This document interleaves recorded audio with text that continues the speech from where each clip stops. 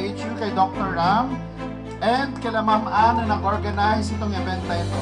I think this is one of the successful event ng ating 33rd anniversary dito sa DOS. No? Ready na ang ating mga booth, and it is very beautiful. No?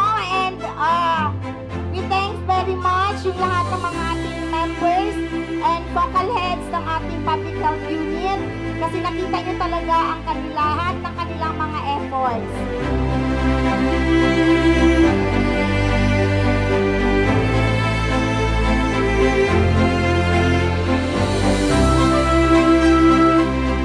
Today is indeed a good day, for it is a very warm and sunny morning.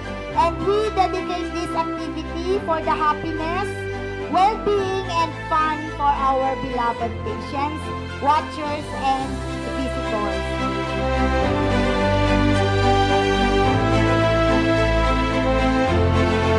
So welcome sa DOS PHU Festival and Patients Day.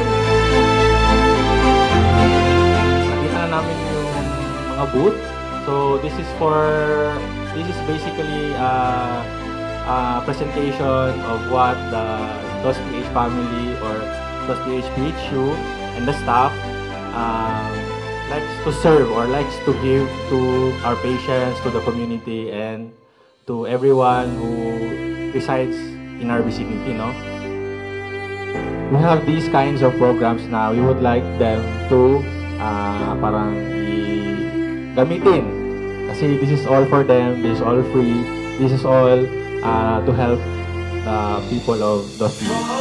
I am really overwhelmed by the preparation. Actually, ilang araw ko na kayong inoobserbahan and I am so happy na masaya kayo.